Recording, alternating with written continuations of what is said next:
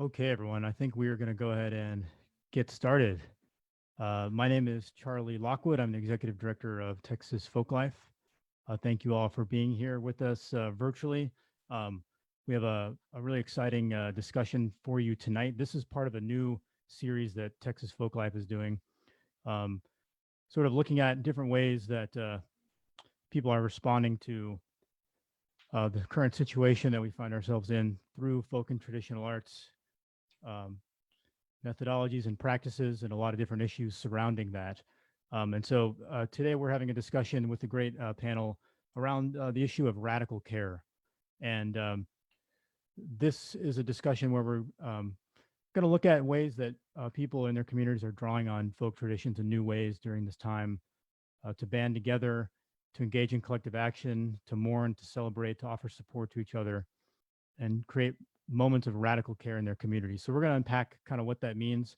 And we're going to do that with the help of a number of great panelists that we have here with us this evening. So I wanted to just quickly say hello and introduce everyone to Dr. Susie Seriff, who is with us this evening. Hi, Susie. Howdy. We have Dr. Yolanda Leyva with us as well. And then we have Ricardo Garay as well with us this evening. Hello. So I'm going to introduce all of them kind of one at a time as we go through. I'm going to give them about 10 minutes to talk about their approach to, and their commentary on this issue that we're discussing. We're going to open it up for some questions.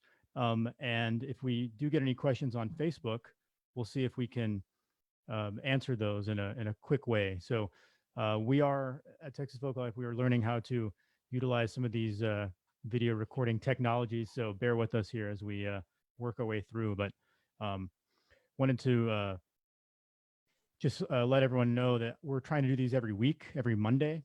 So you can stay tuned in the following weeks for other discussions on other issues related to folk and traditional arts during this time. So I'm going to go ahead and introduce our first panelist here, Dr. Susie Seriff. And read a quick word or two about her. Dr. Seriff is an award-winning educator and museum curator and innovator in academic, museum, and community arts worlds. Her interactive and community-engaged exhibitions have been recognized by the National Endowment for the Arts, the Council for Museum Anthropology, and the International Coalition of Sites of Conscience, as well as the American Alliance for Museums. She's done a number of nationally traveling museum exhibits and also served from 2010 to 2017 as the director of the Gallery of Conscience at the Museum of International Folk Art.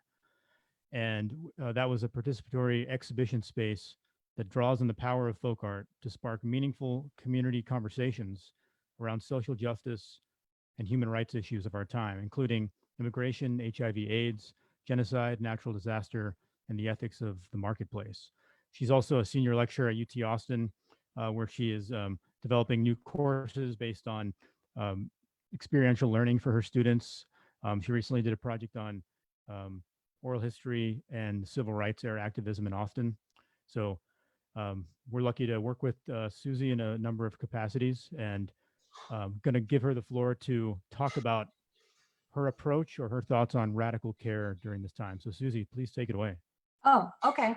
I thought if you'll bear with me that maybe the best way to do this would be to show some slides since we are talking about the arts. So I think I'm going to pull up a small slide thing right now to look at folk arts at a time of radical care. And I wanted to see if I can advance it. Yeah, I wanted to call attention to this idea of radical care, which I borrowed from a colleague of mine in the Anthropology department at the University of Texas at Austin, Hobart. She and her colleague, Tamara Neese, co-edited a recent edition of Social Text, which just came out, called Radical Care. And she talks about radical care as a praxis of radical politics that provides spaces of hope in precarious times. And she and Tamara go on to say that as the traditionally undervalued labor of caring becomes recognized as a key element of individual and community resilience, misspelled, radical care provides a roadmap for envisioning an otherwise. In other words, for imagining and reimagining a new way to be and a new way for folks to relate to each other in situations of extreme inequality like we're living in now, and that have been very dramatically uncovered by the inequalities of the coronavirus pandemic. So when I think about this, I get inspired by a folk artist that I worked with from South Africa, Lulama Silabeni, who said folk art must speak to the people. That's what part of what puts the folk in folk arts. And by this, she's really saying that folk arts are not just about things that are beautiful or pretty or making money or inspiring. They are acts and rituals and art that directly speak to the needs and the issues and the passions and the historical situations of the people who make them and the people who consume them.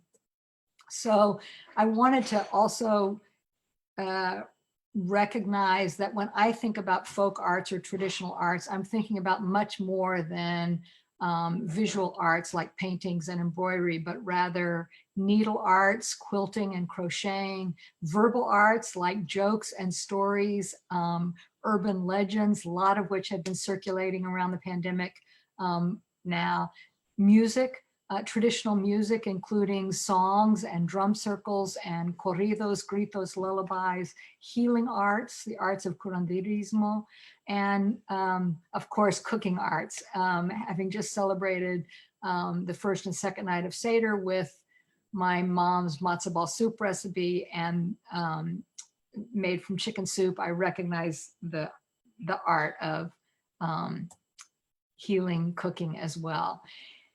Arts that care for oneself and one's community by reducing stress and anxiety, which is an important component, by getting the word out about treatment and prevention and issues of the day, by advocating for equity, by commemorating those who've passed, especially in a time of coronavirus when mourners can't gather to bury their dead, by talking about things that are difficult, by educating communities, raising funds, et cetera. Those are all kinds of radical care and self-care and community care that lead to engagement and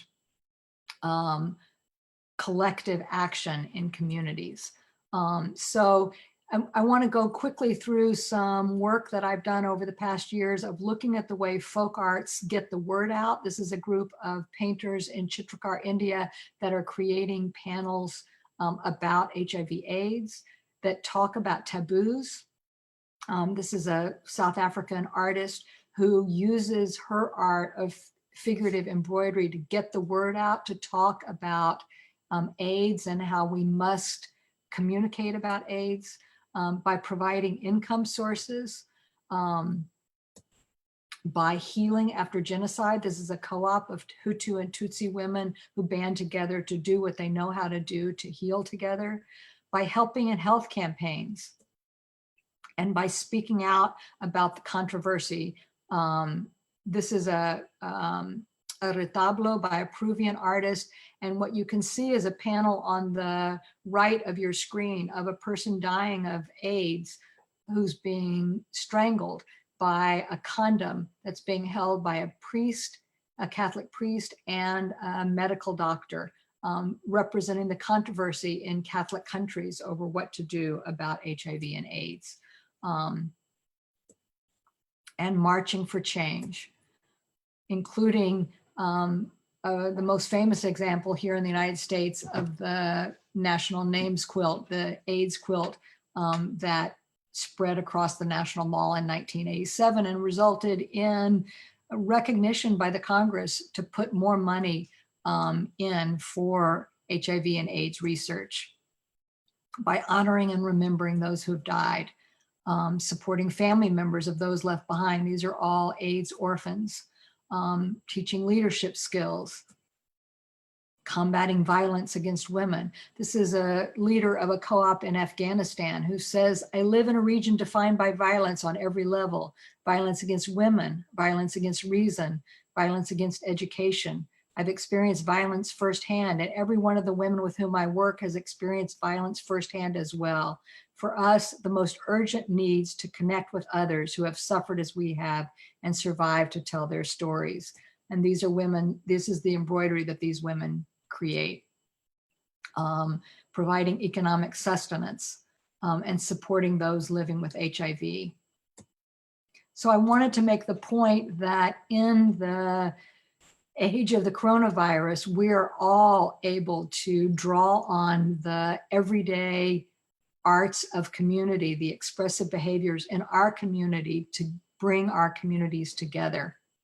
If we only take the time to look and listen, engage with our neighbors and our community members, starting in our own backyard, we can create a map essentially of the healing arts of our neighborhoods, including guides to community health, including ways to recognize the heroes in our neighborhood, the widows who bring soup to neighbors, the ladies who make masks for postal workers, the church priests, the ambulance drivers, etc.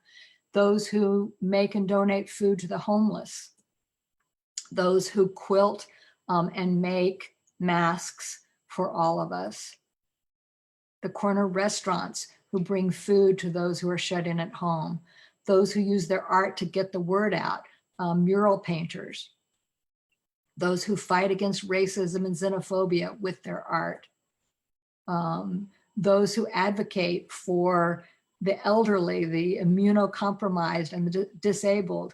We hear so much by politicians that say this is a virus that only affects the elderly and those with chronic illnesses. Well, the elderly and the chronic illnesses are not disposable either. This is a slam poet who teaches slam poetry to youth to put their pain and their experiences into words. Those who honor migrants who have died. Those who lend their graphic art skills to collective campaigns. This is a local rent strike campaign here in Austin. Musicians who write and sing songs of protest. And from the elders who teach us how to fight and forage and care in times of trouble, to the youth who give us hope. This was my next door neighbor's children who put this sign up a couple of weeks ago to save the world. I just want to end with the words of another South African embroidery artist who said, you must not be ashamed to speak out, to tell the community. When you keep quiet, you sign your own death warrant. Speaking out, gathering together, collectively acting, using our art to bring a visual and a voice to the injustices in our world. These are some of the things that our community arts, our folk arts are designed to do and do very well. So that's the world that I live in and work in. So that's a little introduction to what I do. Thanks. Great. Thank you for sharing all that, Susie. I loved your slides. You'll have to send me a copy of those if you're willing to share. Absolutely. So we're just for the flow of the conversation, we're going to have everyone talk for about 10 minutes, and then we'll open up to questions at the end, kind of putting all the various issues we all raise out on the table. So let's move to our next presenter, Dr. Leyva. We're going to go to you next. So I want to introduce Dr. Yolanda Chávez Leyva. She is a historian and writer, born and raised on the border. She's an associate professor of history at the University of Texas at El Paso and is the director of the Institute of Oral History. She co-curated Uncaged Art from Tornillo Children's Detention Camp in 2019, which is a collection of art created by young asylum seekers who either crossed the border alone or separated from their families and detained in the largest children's detention camp in the nation. So I will go ahead and turn it over to her. Welcome. Thank you. First of all, I want to thank you, Charlie, and Texas Folklife for this opportunity to talk and be on this wonderful panel. I am the director of the Institute of Oral History, which means that I interview people about their lives, their feelings, their experiences. I'm also someone who works in community, mostly in immigrant neighborhoods. And thirdly, I've had the privilege of studying with practitioners of traditional Mexican medicine for many years. And those are the three things that really shape the way that I look at what we're going through right now. You know, because I'm a professor, I look at time in academic years. So this academic year has been shaped by a diversity of horrific things, starting here in El Paso with the Walmart massacre, right as school was about to start. That was followed for me personally by 6 or 7 months of being harassed by anonymous right-wing hackers, followed by the pandemic starting. But here on the border, it's like the pandemic is just one more thing. El Paso and Ciudad Juarez have historically been at the epicenter of both immigration and border control experiments by the federal government. So we have seen in the past couple of years the incarceration of thousands of children who either crossed the border by themselves or were separated from their families by the government. We've seen thousands of mostly women and children sent across the border to Juarez to wait for their court dates in immigration court on the US side through the return to Mexico policy.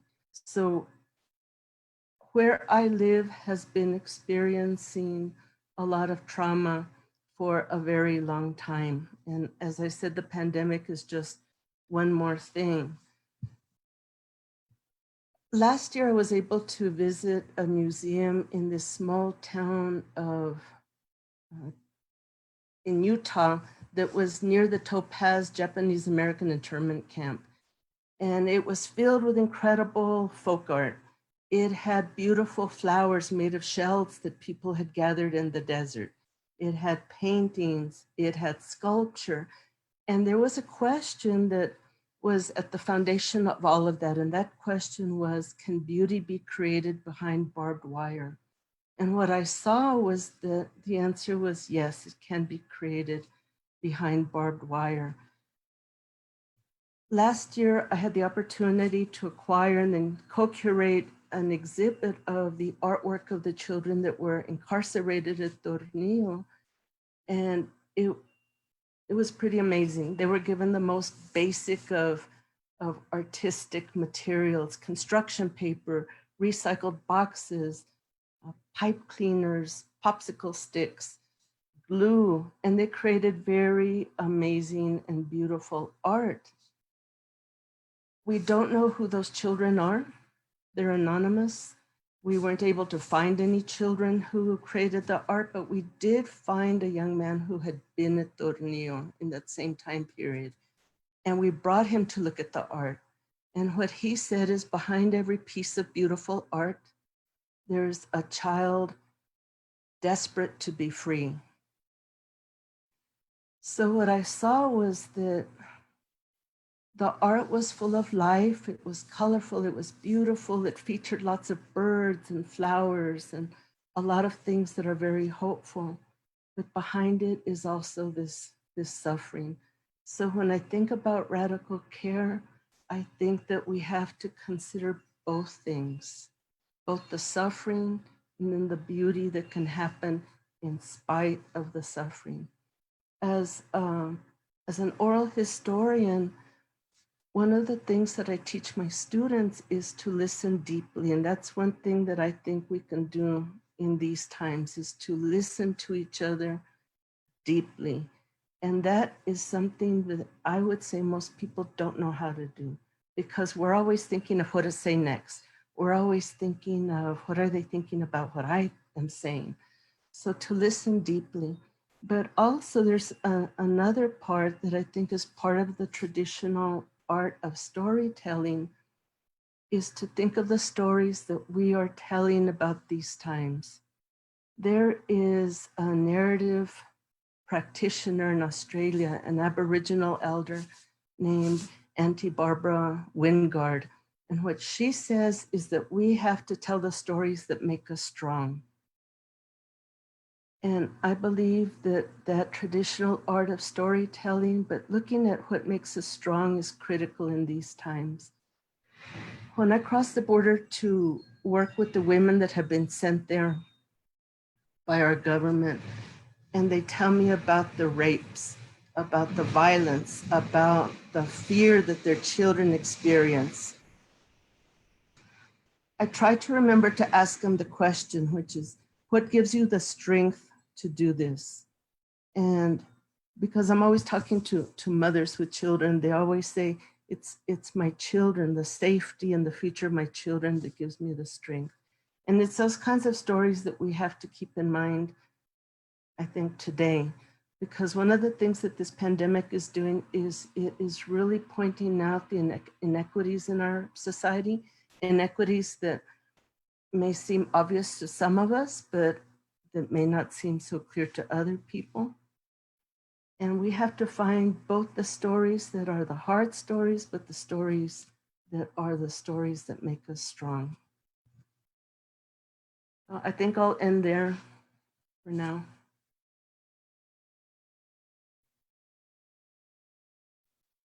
Okay, great. Thank you so much for sharing that. You've both given me some good questions to get to here later, so thank you so much. We're going to move along to our final presenter on the panel, Ricardo Garay, and I'm going to read a quick bio and introduce him. So Ricardo serves as a program manager for the community engagement and health equity team under the Department of Population Health at Dell Medical School at UT Austin. He also serves as a facilitator for Dell Medical School's community strategy team. He's certified by the Texas Department of State Health and Human Services as a community health worker instructor.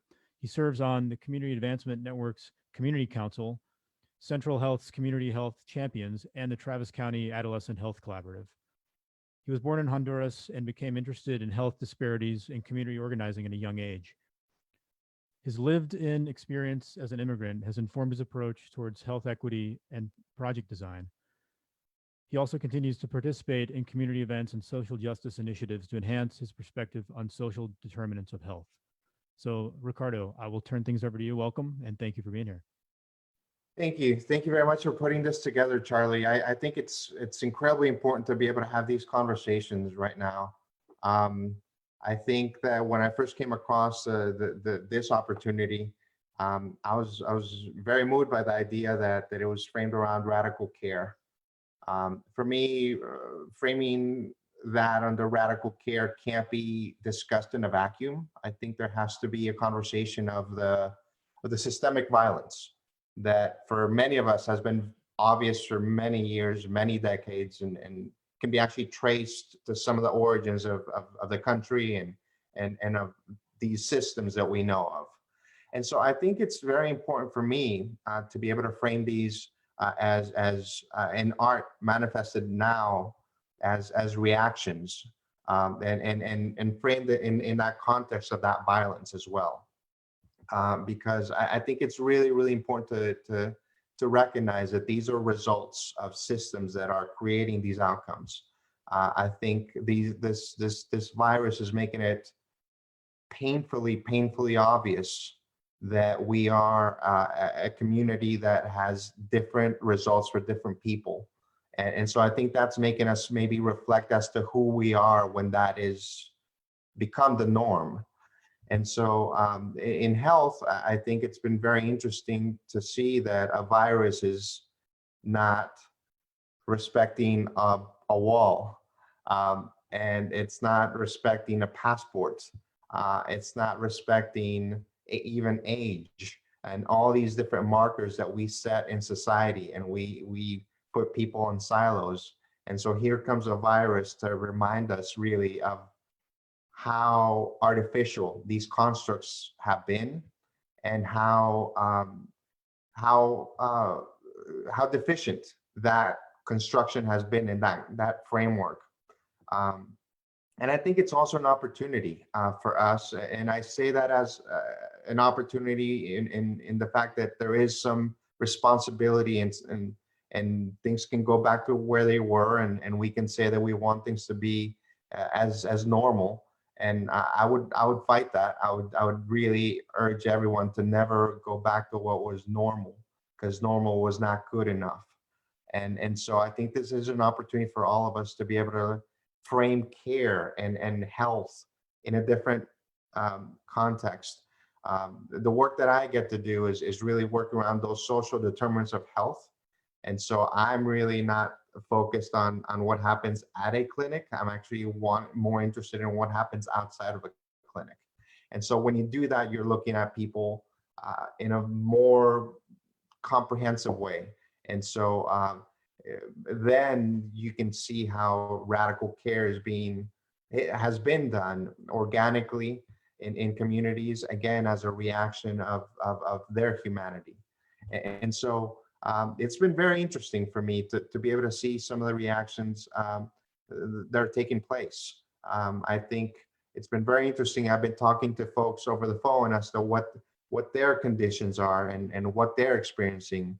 And there's a lot of frustration, I'll be honest with that. But I have also noticed a lot of moments of solidarity, a lot of moments of that raised awareness that we are more connected in some ways that weren't realized perhaps in months before.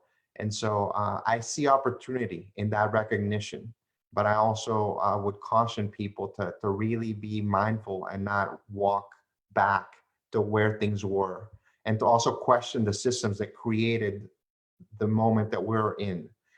These are not sporadic outcomes. These are outcomes that were designed to create these inequities. And if we don't question the source of that, we're going to fall back into that trap and look at things and wonder, why is it that some people have resources to this or that?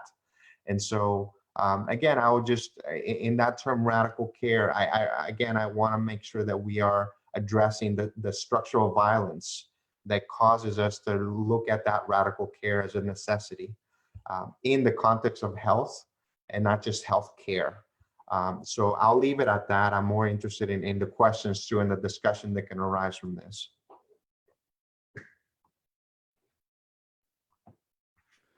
Okay, thank you, Ricardo. I appreciate that.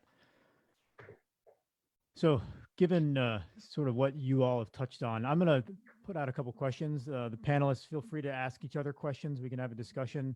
And I'm also looking at our feed on Facebook to see if there's any good questions coming in there. So I guess my first question is, this is something that you all sort of brought up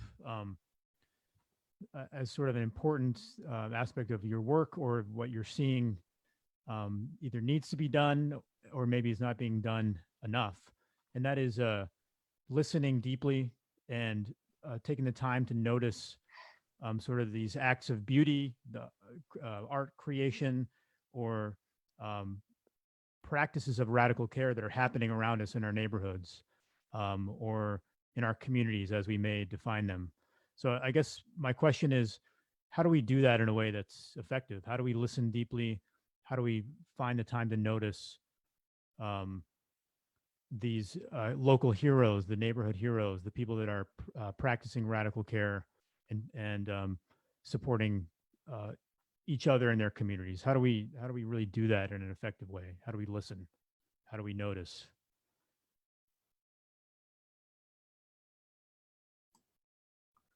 All right, I'll jump in on that one. I think it's really important to be able to for us, we all have different levels of privilege. And so I think being able to recognize our level of privilege and be able to use that as a way to leverage opportunities for other folks around us to tell their stories.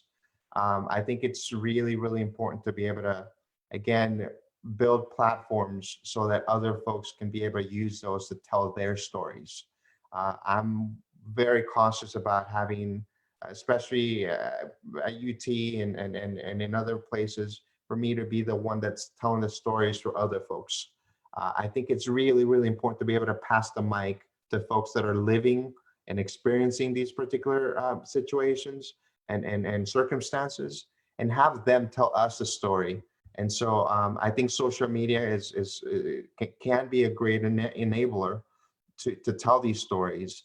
But I think, I mean, even in moments like this, I think it'd be really important to include diversity and folks that are actually from different points of view and different parts of our society, so that we can learn from each other and have more horizontal relationships and less of these vertical relationships that a lot of times academia and other definitions will artificially place on us too.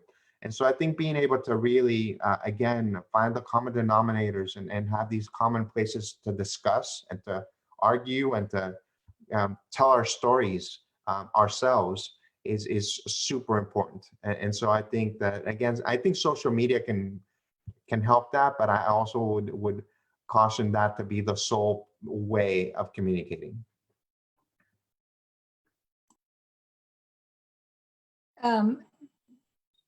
I wanted to just pick up on something that Ricardo said about the structural violence at the root of this, our lives today and the pandemic today, and the idea of care that we're talking about as an idea very rooted in that idea of systemic violence. It's not the kind of neoliberal self-care that I think we've been seeing proliferating on social media, for example. Lots and lots of Facebook posts about exercising at home, and this is how you can eat a balanced diet, and this is how you can keep yourself safe from the coronavirus, when there are people out there on the front lines who don't have homes, who don't have the ability to not go into work to stock our grocery shelves, who are the nurses out there on the front lines. And so there is a way in which what I'm seeing, especially on the media and in Facebook and Instagram and other things, is almost a performative kind of individual celebration of the individual things that we're doing, which then get capitalized into new Fitbits that you can buy and new tools that you can buy on Amazon that'll help you keep track of your exercise at home and things like that, all reinforcing the structural inequities that we're really fighting against. So the question that you ask is a crucial one, because in many cases, I think we're listening to the wrong folks, or the wrong, or if not listening to, then hearing from. And some of the important stories that are out there are not the stories that are being shared and told or paid attention to. And so I think one of the issues is the importance of collective action at this point, of banding together to gather individual people who are telling individual stories, for example, of not being able to pay rent, and people banding together to create rent strikes or fight evictions with the power of collective action over individual stories. And so that power of collective action is something I think we're seeing all over the country, which is a positive thing and an important one. of stories gathered together to affect change. I've been working in this immigrant barrio for going on 3 years, and the neighborhood is under threat of demolition. And one of the neighborhood leaders, Antonia Morales, has taught me a lot about thinking collectively versus individually. And by the way, today is her 92nd birthday. So we drove in front of her apartment and waved, and she stood outside with her mask. We usually make a super big deal on her birthdays, but I think today was fun. But what I really find fascinating about her perspective, and I have listened to her deeply over the years, is that she says, I'm not fighting for my own home, I'm fighting for my community. And to me, that is key. You know, I agree with you, Ricardo, that I don't want to go back to the old normal. On any level, I don't want to go back to the old normal, because this has shown us how bad normal is. And you spoke about privilege, and I feel very privileged as a professor. I have a salary, I, you know, am working at home. I feel very like a lot of stability, but where I have seen that I don't want my old normal back is that I was always so busy, and I was like, have to work, produce, very within the capitalist system. I have to do all this stuff. And now I've just slowed down. And even though I can't see people face to face, I feel like the relationships that are important to me are deeper. Because now I can say, oh, I have a meeting, I can't talk to you. They're gonna be like, nah, I don't know. I think you can talk to me. So I've been talking to people more. I've, you know, even deepened my relationship with myself and just noticed myself. So I think, you know, to turn to our elders, Antonia says, you know, we call her and we ask her, are you okay? Do you need anything? And she's like, oh no, when this started, I went and bought a lot of coffee and a lot of toilet paper, because this is not the first time I've been through something like this.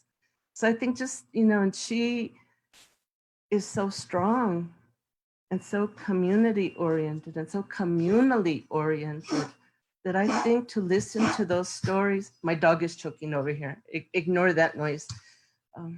I think if we deeply listen to our elders, that's going to teach us a lot.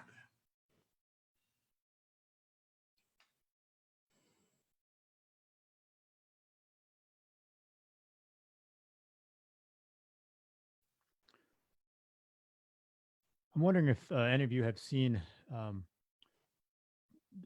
good examples that get it right in terms of collecting stories and sharing these kind of very important local ways of knowing and being that you are referring to, because there are certainly dangers in you know, asking people to tell trauma stories during a traumatic moment. This is something that we touched on in the last discussion that we had.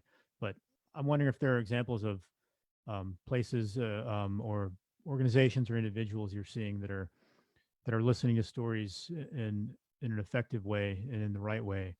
And what can we do as people who care about storytelling or folk and traditional arts to help build those kind of platforms?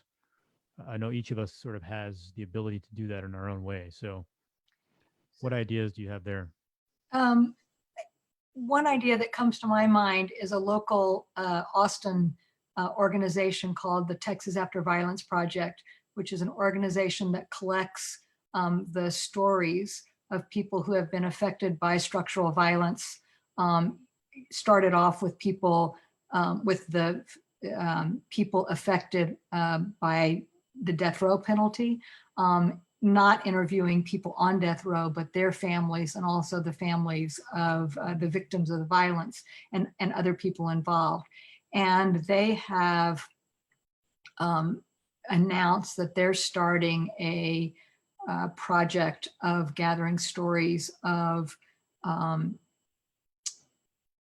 families who have folks in prison during this pandemic and the crisis in the prisons, of the horrible risk of tremendous infection and death because of the close quarters of the prisons, and how families are dealing with that particular trauma. So one of the things that I would say is that those organizations that are most set up to do a good job, as you say, are organizations that already have deep roots in a community and deep connections and relationships of trust. So they are organizations that are already seen as allies and advocates, and important places where stories are preserved and shared. So that's what I see as the importance.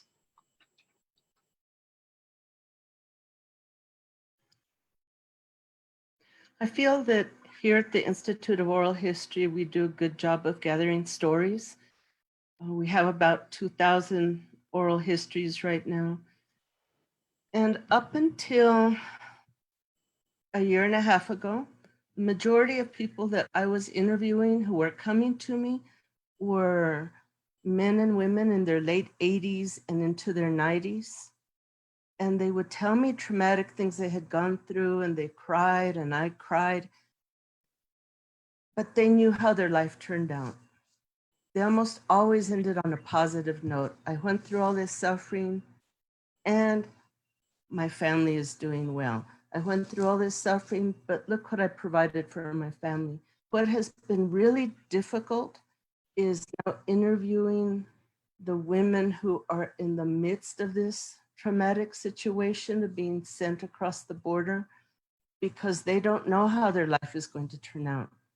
They don't even know if they're going to be deported to another country in the next month.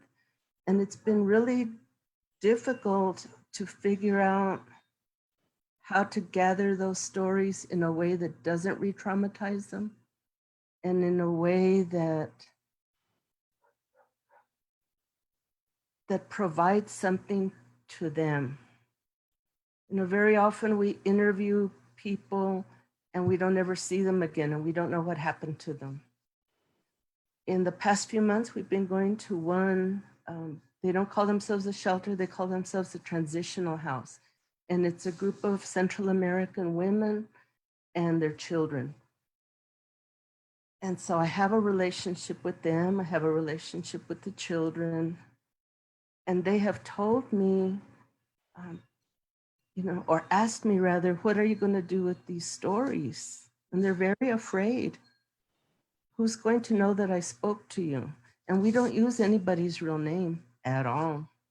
We don't have any identifying information. We ask what country they're from, and that's it.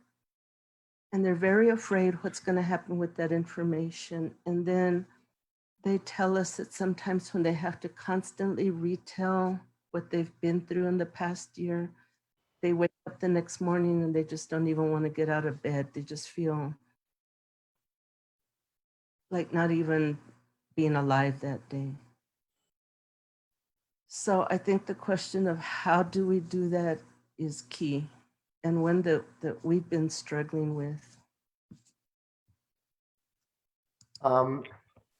Thank you for speaking on that, Dr. Leyva, because I think it's very important that if you are going to be collecting stories, that people do it in a trauma-informed care context.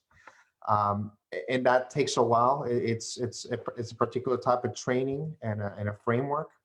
But overall, I think it's also very important to be able to recognize the power dynamics in collecting stories, and who's going to benefit from collecting those stories, and what's going to happen of telling these stories. I think there's a really fine line and a huge risk in just having someone really go through that trauma again, and then just be able to tell that story and run away with it, and then have an individual or an organization take credit for collecting that story or showcasing it. And so I think it's really, really important to be able to have from the front end, be able to say why this storytelling exercise is going to take place and what are the expectations from that, so that people already know and there's a level playing field, or at least an understanding of why that's the exercise. I can also see why storytelling could sometimes be therapeutic, and someone getting something off their chest and telling their story in a way can also be a way of looking at an issue or an event in a different way too. So that can help. But again, it has to be done responsibly. And so I think it's also very important that if there are stories where we can create that collective conscious, we can turn that into a collective organizing opportunity.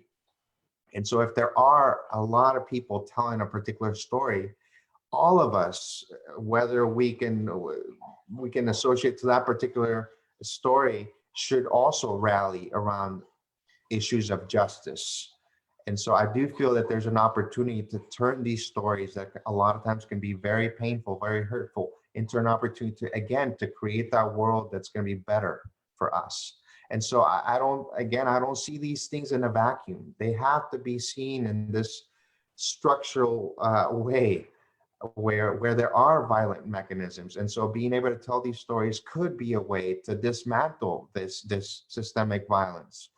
But again, it has to be intentional. It can't be done just organically. There has to be a reason why people are telling the stories, and also a mobilizing effort should happen afterwards.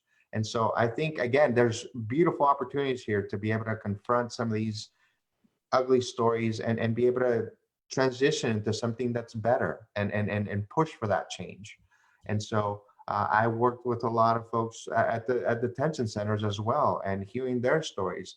And so I think there's an opportunity to also use those stories to say how that is an inhumane system. That is a cruel,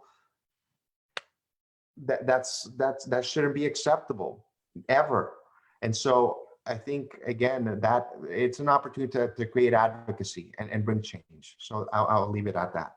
You know, if I could just say one quick word, Charlie, as a folklorist, what I find myself constantly aware of is the sort of cultural context in which storytelling naturally happens.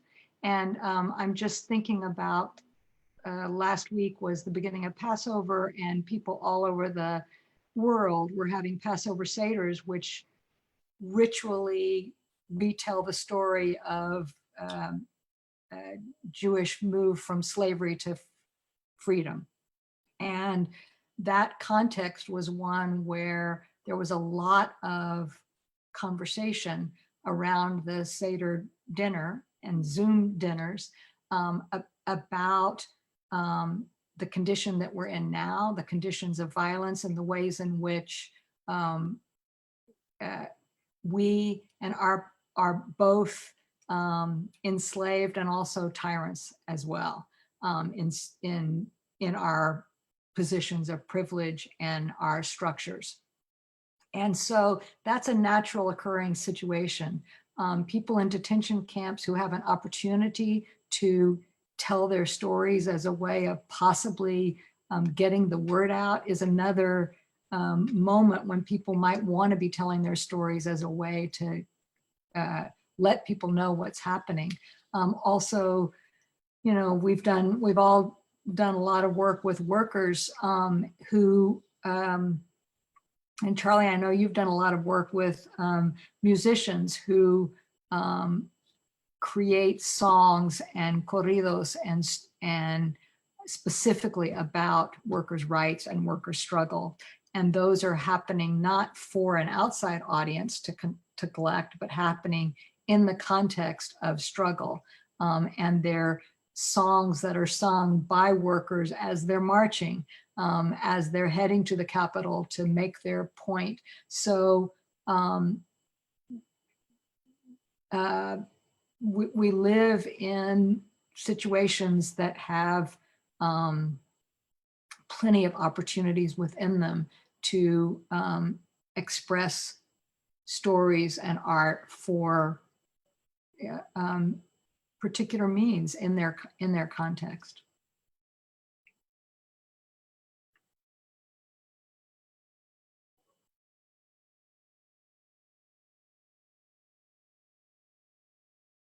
Okay, great. Thank you. We're sort of approaching the end of our time here. I'm wondering if anyone on the panel has other things they want to say about radical care in this moment that we find ourselves in, something that we haven't touched on so far, other ideas you want to bring to the table.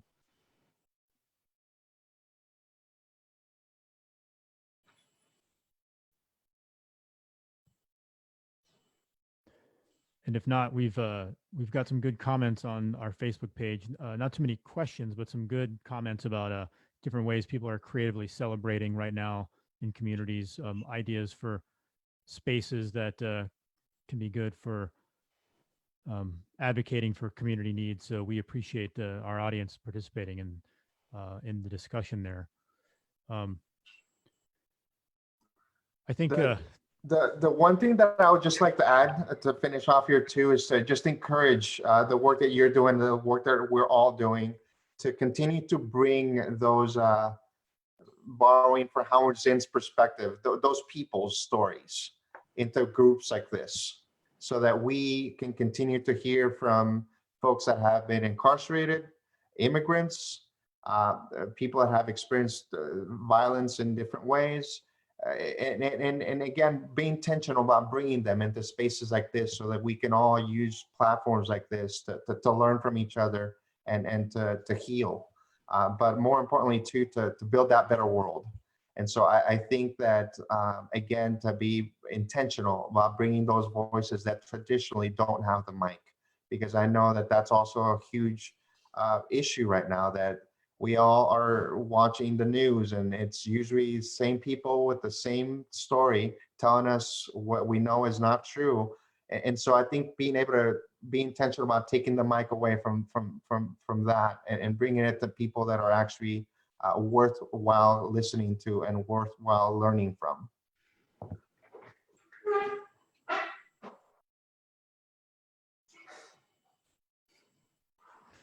I think that's well said and a great place for us to end this discussion. So, Ricardo, thank you. Dr. Seriff, thank you for joining us. Dr. Leyva, just want to thank you all for being here. It was really great to see all of you and talk with all of you and exchange some ideas. I look forward to following up. And, as we kind of develop this program, I want to make sure that there are resources, that we touched on. For example, we all were doing this reading that Susie, you mentioned a colleague of yours at UT has some material on radical care. I know that that's all available for free right now online. So there's a lot of different resources that I hope we can share to maybe help build some of these tools that we're discussing here to address the issues that we've touched on today. So we'll work on that from our end. And for the audience, thank you for joining us. We're going to again try to do these discussions every week, every Monday on Texas Folklife's social media channels. So make sure to check out the next one.